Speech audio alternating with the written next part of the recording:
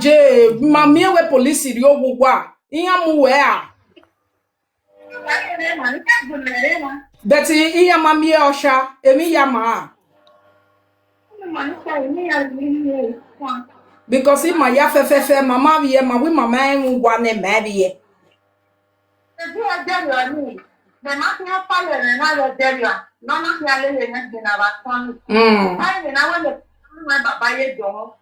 wete we be nu ya we be live video be na wete we video ni sha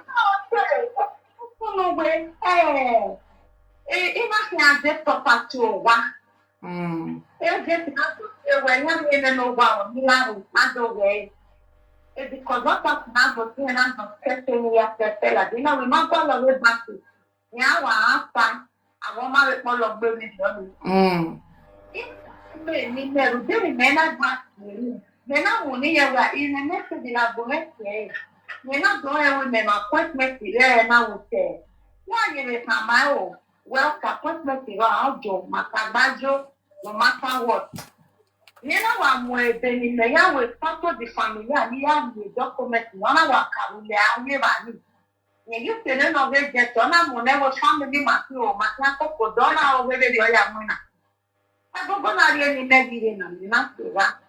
May you say, running in or when my can't buy very none in name and I okay, or when my can't buy the way name. Only one in a road or so one any time. Yemenuta. No, okay, one way to test you can't hear it. I used to have any can't hear it, Jack, what to best like the name of one. You when you ever protected in your Muslim Nigeria, well, when you have been you were than in me. You know, well, 2 years of class, Bama, my who were already. My cool, my was to say, my back to your walk back. Who walk back? If you're any make by, you go go let the women make by me a mobile. You go go where the boo west. Oh, my back. Now, then I'm on your name. I'm one. Ye tabana ye taban wiye o ebuyo wiye o we 3 days ago be ye na taba e we de siga no si nu ga gisi siga nu waye awe bi And now, walking my yard no e di me cafe to that. A frustration on your bow over. I take the one. In a depressed in our set to that, no e di me cafe to that. They're Jenny, I met. No e di me you can't set to that. Achana rudiari obidore nyali jenya na ya pa beketo nyama do nemota uzi me mari ni eye ogwe ogwami na wa ure na ona wa kese mata kalo eje ti mo ela da wa kese nyare na wo bi de ye do kalo we build the women iye nele we build uji ya kokegbe uji ya wo nele ni iya kaka e so de go mama re ni ara ni le ye kata le ni 3000 euro ni ya de mo are vacation. Ye winner.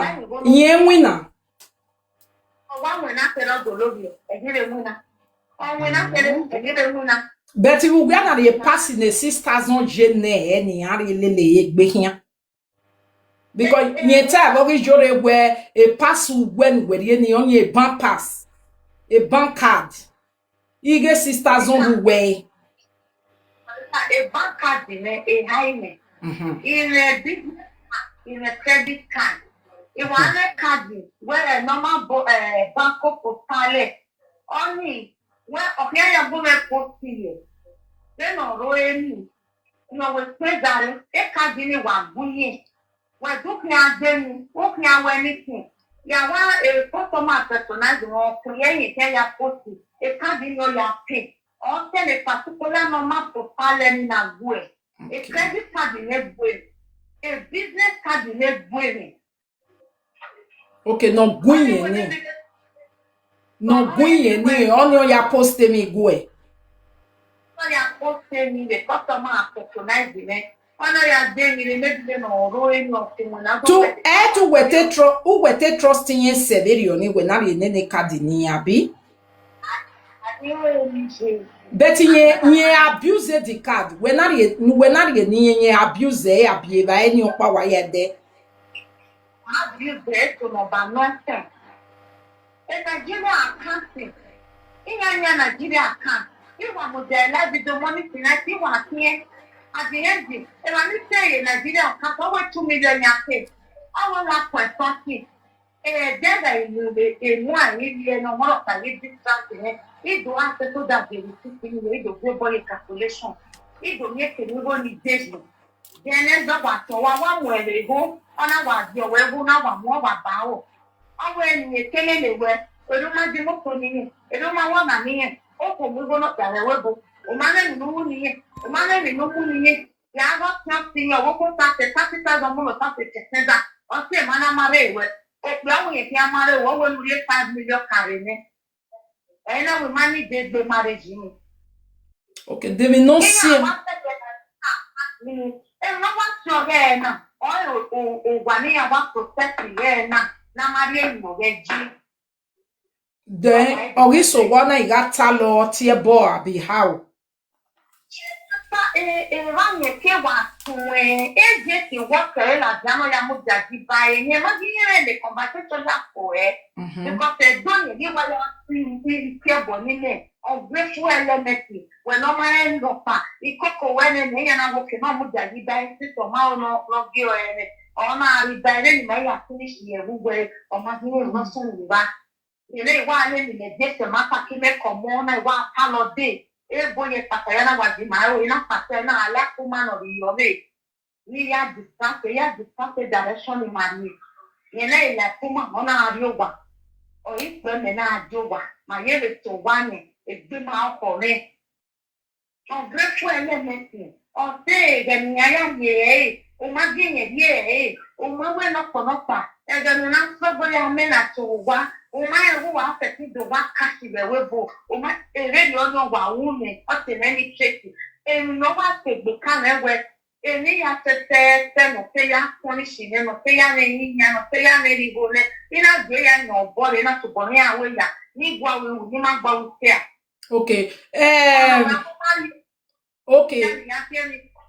All of the active account ya do the password the way ma on and the account yane ono we ibo mo na die ne over time up here ye bala but to the video ni no di ma di ni if you no ke do get password jo Okay, genana then we give gwina e give ya send we out abiu change ene no one ye ya wale ya kwa igwa we je no ni ko no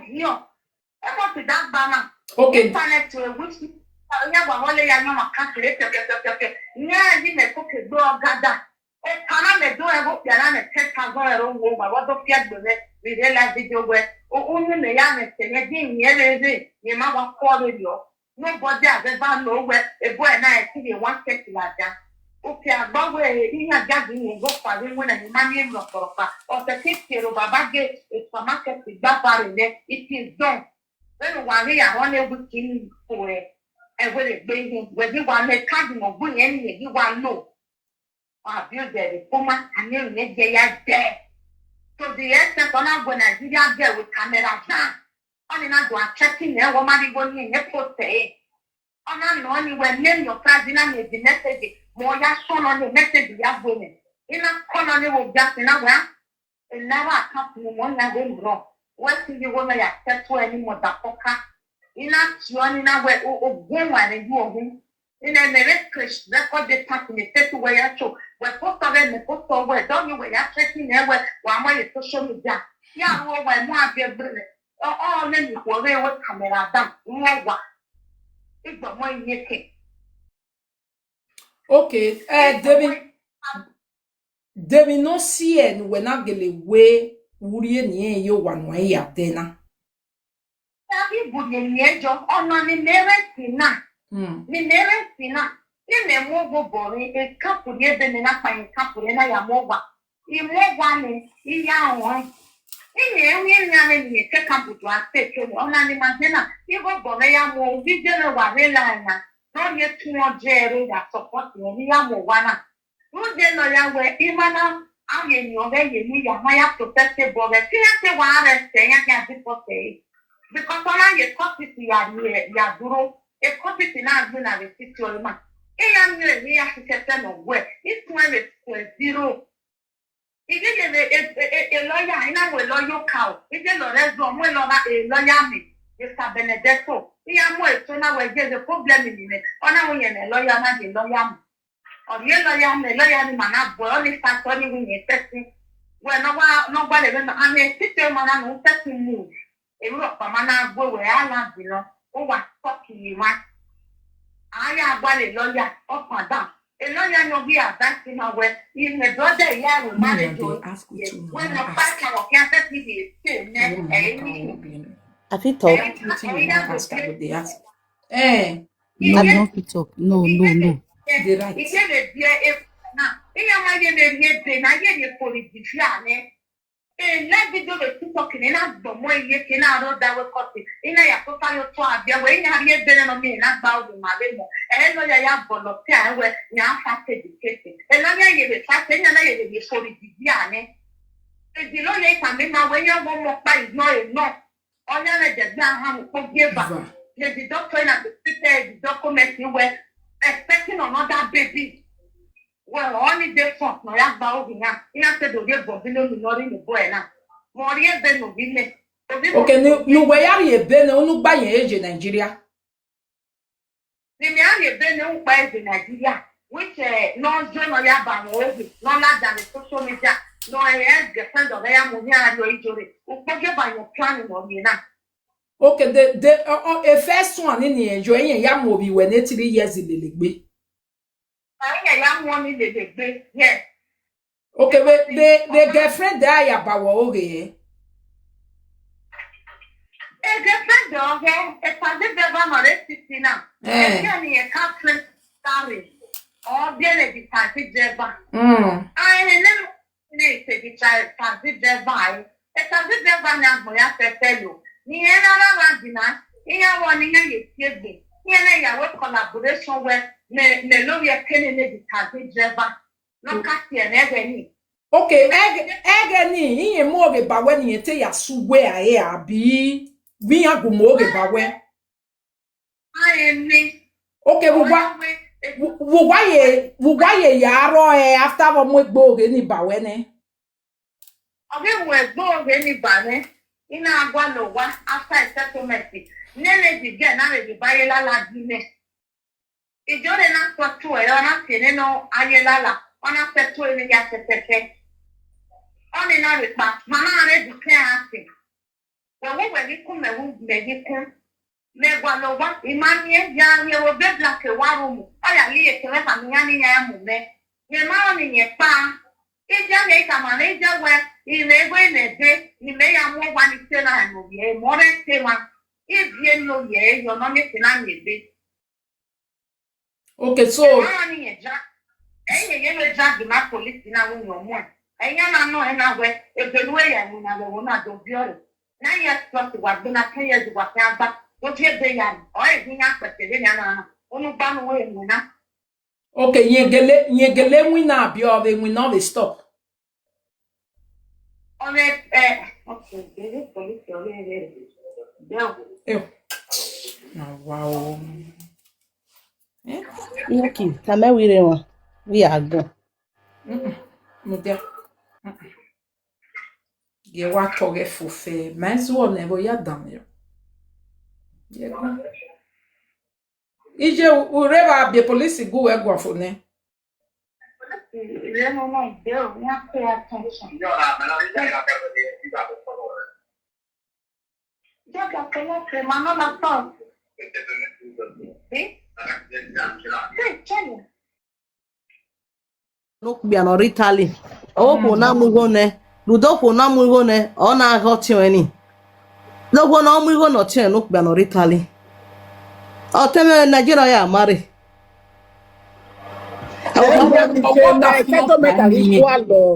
Ọwọ́ da fi yan time mi so dete oda Ati bere mana mama we ti gun. Okay. Mommy Monica, kano otio no re ma e battle one ke ba ni sun No tani aba mogwa. no himbo ni ano e do wa no himbo. Ogwa na ogwa ni anje na aba mogwa because Mama ni according to ba blessing. No, eno nyata Eti mama egwania because a blessing in your mogwa. But the two for we ma. Sister in law, the no yoga sister in law, wa gbini sister in law. Sister ile ha o. The brother ni mekana. Bini mo ba ready wa bo na je. Oh, one hour, oh, why you so wa ma pick a point in no work be mo. Me de When my understanding. Gabriel to go on mute. Gabriel to go on mute. Blessing me ha because blessing to rene we ge. Blessing them mogwa. Brother Gabriel. Me go we no ta no for this way. Egbe woman. Ọmọ wa keke wọ́n wà gbọ́n. Èmi náà wọ́n ta 100%, even 98% ẹ̀ wọ́n ta. Uwa teme, uwe mi okpa, uwe mi meno wina, uwe me wina we 3,000 euro. Ni me yari vacation. Iti wina ni wina yari vacation. That one a first lie. When no enye yere fo ma yemi ni meta. Ni ye ya so business na. Ni ye ya eme. Iye we bede o. Ije Nigeria re o. Do eri mi na ti 100 euro me we mi ijanu. Ori mi no ma ve ki ona de we mi. Wo nya na idanu ibata na ki na ijanu. Oh, we ye de mi no bia. Me agani me mana we na se bia we shoro ma vo awa ahia mi na. Ye de ibata on because chinese ye mo bo like when get go de mi. Ye de no like gbese ne ibata 120 80 euro o mi iwe de na ume o we ye te wa like e. E de no ma expect. Okay, but tu aga itarote o 1 aya 1. Okay. E de no ma expect ne ibata idege. You understand? So in your barrel, what would a better later? One pin and away on one pin now. Blessing don't come. Nana way on one pin now. Way ori de mi ori jeki on a way me. He gave me denwe. He my me then nana we celebrated birthday now. Ya we birthday no. He gave me denwe error. But me I can't stand more than anything. What be a first time? On a vieille again in ye rockba. On a vieille iPhone 12. Again other waladian 1,000. Me now get 1,003 no. I be 1,002. He is second yana 1,000. Even yana 1,450. He go ni echo gada. He ba 1,250 now women. One that's iPhone 30. Oh ye low nana. Ina kamayi. Ina kodo we mi no na ma. E card ogi yen na agwe. Ina lo ina di borrow we. Ina we borrow we 200. Ni die ba go ni me yaya de me. Ma we phone yaya de na de phone ni 1,450. E ya de phone ni first no why ya bi omoka o. The second avie mi de no wa we na na ma me do we o we ni die 5 million ni ya mo wo yo. Oh, I mean, me baby, and we no matter there exist. Uwa thinking uwa. Okay, so no sunu we na gen wana seke no na ya dowa. O ma ya dowa. Mo mi e mo call consultant no de. Here na the appointment ni ma we na. Mo ye we kan mai na ye we ona on we live video wo ga ye we take him along. Na we either receive a call na. The consultant or a consultant no. Ni ma ya azozo gwaluwa wuwa dowa. Na ba mo yo be consultant ya we anything concerning bank even ya we they ready to we anything raw we u qualify ni bank ya mu go ni ma then a consultant in your carry fight then ya na the appointment ni ma be na o we na make winare ye na emi me we na ni gwa ya I post here different direction ye me na sinya you we na mu not jump ba ina ari post na ya post ye me na I call ye na we di akeme we wala puma ahia ye na I call me we ni gwiye check puma time that's box time ina go check na we ala na enye ya ahia so lucky me na we first ye siva me I boss ye wa tore me na la we the consultant this thing I ga na your ta we na ye gwa ze we the omoga respond beton in have time we explain it man no go na ka my way the maximum of one we gwalo Yena we money dog go no kwa. Go na me na kam yena ye the woman na kam we. Get the possibility ni go we appear every month. But on I ready to work back since we are on a can no within my van and I will win your banner. On I will bet. Wa here when it no now why never one work by tiaro no winner. Idio ye vitali. Yeah we okay start the familiar my norowa. Or ba win since ni day by ma. Ma take a care vow ya winner or win any. So men no can start at guarantor. O ti yeke mi ame e booster paga eva that space trip eva. Opa mede lelegbe. Ne no pa gwinye ye na ide la don na ide ni ma ne ko na gbene na ogbene ona photocopy e ona keep e ona e woki my god dey no can send it. I want pa my dey tell anything eni o. O wa my dey am I dey tell mi o wa na kan dama weta we o ese gbo wa na de. O ma na kan mo e obo na ogwo ma gwalo wa na ogwo ma be gbugbe bank e wa no.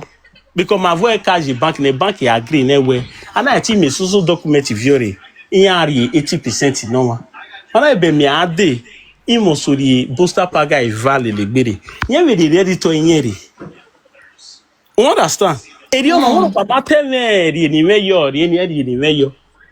O wa ma ese we nothing no. I want papa ma tell wa, ama ni wa. No Bessie emi no kana oduga ne no wetaban. We wan no make continue. No dey amio wane. No dey appointment na re no wa dey me ya tie no de. No we dey bossa paga me yeweru yen po tin na we ni my vagwana. Ni ya request. E bossa paga me oyeru yen uwe po yen we ni my vagwana tin na.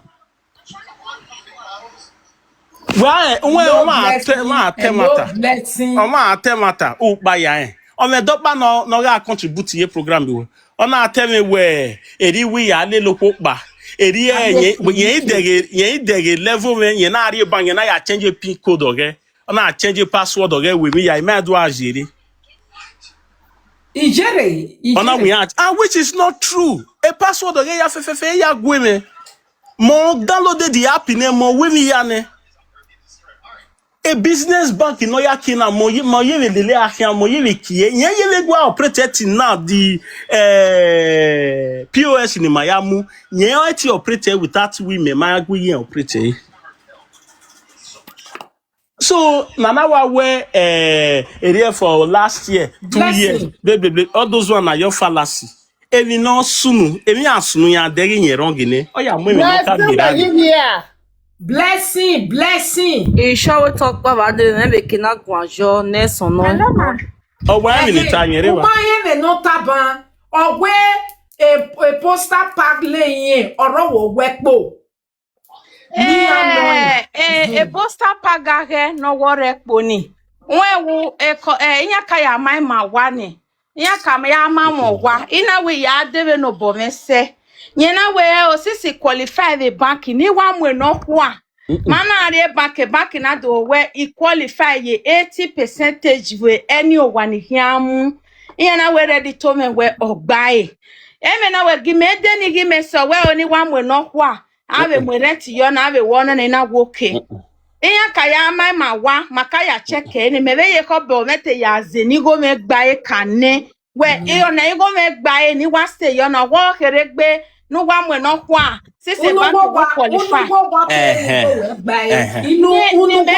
ni mete wa mu we uwo wa no kwa okpa uwo we be ka okpa e kitchen e bedroom eri oni te wa se keke bakoni eri ote wa se nyena we na go for a forum I go for nene mi I go for owa no kwa o ya simele lo pe bank here. So and we are setting the Nanaje bank or a 2 room. It was the cash. She was Saigo me wa gba next say 30 only students. Oh, you know. Only better walk here apart from every zone.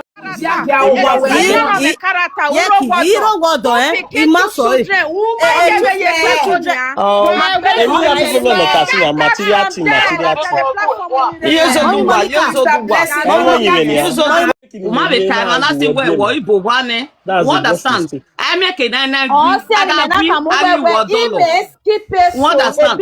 Okay? I agree me na do amu like social media. Oni me ma like you. Oni me veta we. Oni me veta mo teme. O teme ka video boy yo to no ni yasunu. That first time. Ni me ya ka me establish or talo social media but we o ya gwa le viewers. They too we gbe urue. Ene na ya ga sunu. I make a nana gbi ado an abwezona. You almost to gbi wo wa agbi wa set way. Okay, social media of 18 na do wado mo gbugwa la do atale bi no wa wo no ma wo. Oni me ma ibadu, oni me ma like you. We understand even na eke me na gwoti me gbi na hina okay social media na. E me na gbi egbiwe. Even wata ado ahon we dia. Even wa he even o ma make sense. As a man, you have to act as a man. Woman have to act as a woman. You understand even, especially you are not the one that feeding him which we know that one. Because my wife with my boy Nigeria no ado azigo na wo me family organ no zigo na we Nigeria no day. You know day. You understand? So what that for agree. Na we mula o wa no wa we to we awon pa